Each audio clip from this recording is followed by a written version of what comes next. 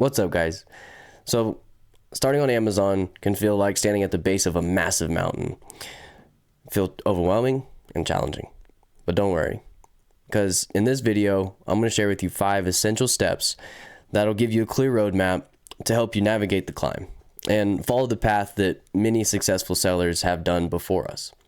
So, for those who don't know, my name is Garrett. And I've been selling on Amazon for 3 to 4 years, or 3 years going on to my 4th year. And last year I did just underneath $100,000 in revenue. So step number 1, and this one is very important because for a lot of things, it's tax savings, it's organization, it's everything really. And it's setting up a separate bank account. And you don't necessarily have to do LLC or, create a business entity or anything. As long as you have a bank account where all of your stuff is going in one area. The LLC thing is more for like protecting yourself for things, and us as booksellers, there's not so much to protect you from. There can be, but there's, unless if you're selling like medical stuff, then yeah, obviously protect yourself.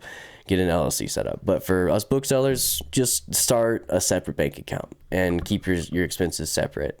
This simplifies your tax preparation. Your accountant or your tax guy will love you by saying that all of my charges over here for my business and all my personal stuff is over here.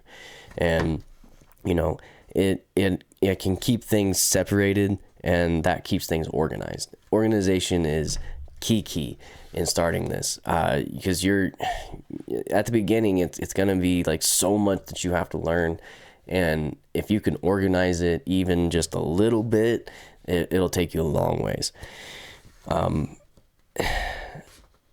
LLC might be something you consider. I started with an LLC, but I don't think it's required, like I said, especially for booksellers. But maybe something you want to look into. That way you can get a business bank account set up rather than a separate personal bank account set up. But either way, LLC is treated as a pass-through entity. So on your taxes and stuff, you're still going to be treated like your LLC is you at the same time. It's a weird thing, but this is not legal advice, by the way. Anyways, it's number 2. Manage your cash flow wisely. So say you're starting with $1,000. Don't dump all that $1,000 in one day. You know what I'm saying? Number 1, it's going to teach you, if you can take that $1,000 and spread it out and spend like $30 a day for a month or something. Number 1, that's going to help you with your consistency. Number 2, it's going to help you with understanding what books to buy a little bit faster. Because if you just do sourcing one day and then you don't source until you can get that money back, you're not really learning how to source very well. You got to source every single day and drill it into your mind on like what graphs you're looking for and stuff like that. So not only is it, 1, it's good for, keeping your inventory spread out while you're slowly building it. And obviously if you're starting with like 10,000, up it, I think it's like, what is that? $300 if a day, if you're starting with 10 grand, just spread it out, and then as you grow, then you can start focusing, on spending more and more money. But don't spend it all in one day is all I'm trying to say, is just like spread it out. That way you're getting experience, you're getting, constantly books every single day in, and it just kind of slowly builds. As you get more money, you spend a little more each day. As you get more money, you spend a little bit more, and then it gets bigger and bigger and bigger and bigger until it's, rolling on itself. Number 3, adopt the right mindset. So your mindset is just as important as your resources. Instead of asking, how fast can I make money? How fast can I get to 10 grand? How fast can I get to 100 grand? How fast can I do this?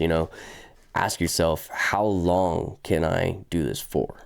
You know what I'm saying? So like, when I first started, that was my questions was, I can put $100 a week into this. How fast can I turn that into whatever number? But now that I've done this for several years now, I've realized that it's not necessarily how fast you can do it. It's how long you can stay in the game, how long you can take a lick and keep going, you know, because you're gonna have bad days, guys. And if you focus on, you know, on today, like say today I got 0 sales, which happened to me on December 1st. I got 0 sales, was having like $100 or $300 days, $400 days, $700 day, and then nothing. I was like, what in the world? And I'm like looking on my account, making sure everything's good. But it was a bad day, you know. And if I judged my performance off of that day, then, you know, in my mind, I'd be a failure. There would be no reason to continue because I'm making 0 sales, and my inventory is great. Everything was going fine. That just happens sometimes. You get 0 sales, and that's just not the mindset you want. You don't want to be going off of your day to day. You want to, because if I looked at my month did pretty good, you know, overall it did pretty good. And December is doing amazing. And it just, and like that first day was just horrible for me. But you have to be able to look at the bigger picture rather than the now, you know, sacrifice the now a little bit to, you know, reap the benefits in the future. And that's the type of mindset that you kind of have to adapt to and grow in order to take advantage of this, because it's not easy. It is not. You have to have persistence in this game. It is not a get rich quick scheme. And if anybody tells you it is, they are selling you something, you know, and it is what it is, you know. If there's any type of get rich quick anything, then, you know, watch out, because that's what's going to happen. Like, for a good example, I guess, I can think of, that where you're in the now mindset is kind of a fearful mindset. So if you take, I'll take real estate, for example. If you go on YouTube, you'll be able to find, you know, a ton of videos of the thumbnail has like fire in the background, and then you look at the title and it has like a graph going down in red, and then you look at the title, it says in 2025 the real estate market's crashing, here's why, or watch this before it's too late, 2025 the market crash.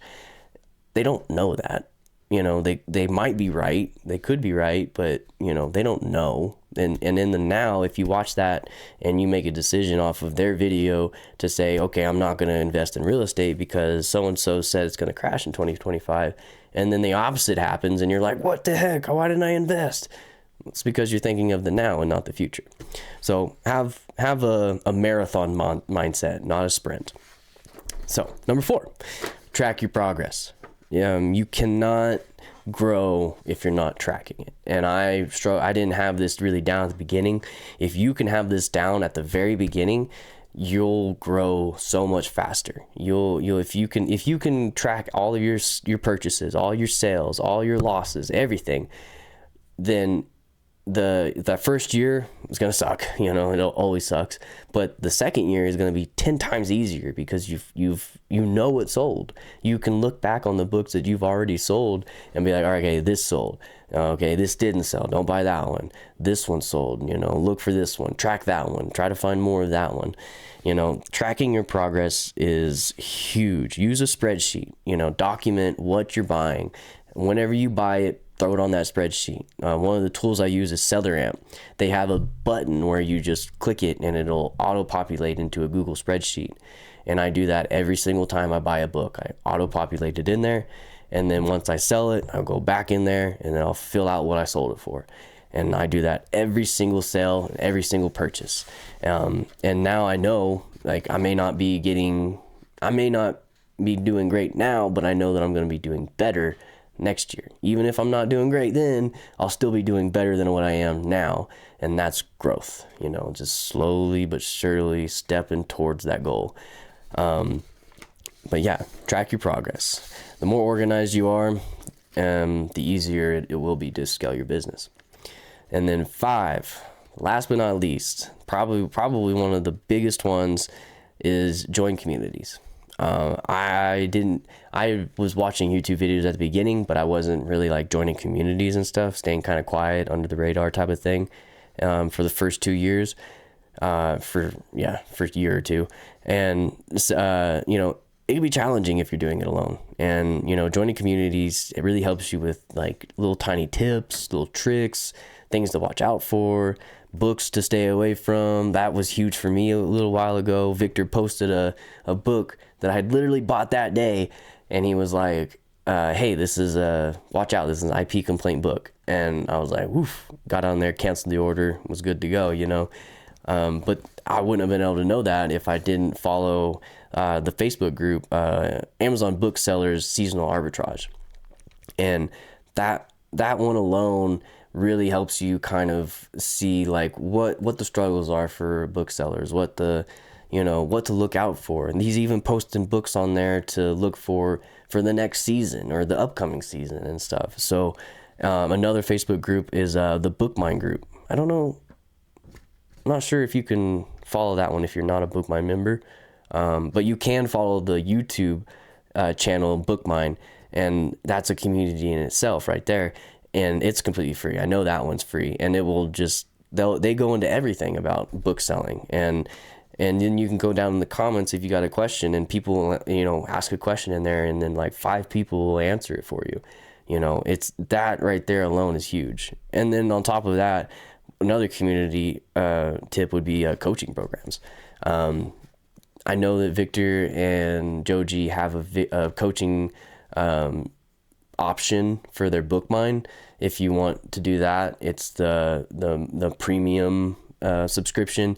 If you do that, especially if you're a beginner, like if you don't know Keepa, I don't normally suggest you do Bookmine, but if you don't know Keepa and you want to grow fast, go for that option. You know, get that coaching, because, you know, having that person there to be like, hey, look, this is a great graph. You know, this is what you're looking for. The dips here, that tells you it's going to sell for this around this price at that time. And that's invaluable. You know, coaching programs are invaluable, and I wish I would have done them sooner. That way I could have grown faster, you know. But these communities will help keep your morale high. It'll provide solutions to your problems, and you know, you're going to face problems along the way. You know, let's just face it and know that you're going to hit a wall, and then you're going to have to figure out how to climb that wall. You'll climb that wall, then you'll hit another wall. And sometimes if you get like a coach, or if you join a community, you can avoid that wall altogether, because you already know how to deal with that wall. You know what I'm saying? That just kind of helps you. But those are the 5 things that you need to know before selling on Amazon. Let me know in the comments if you have any other tips and strategies for beginners. And if you're curious how I flip books from Amazon to Amazon, all from home, check out the recommended video if somewhere here. But thanks for watching, guys, and we'll catch you on the next one. Later.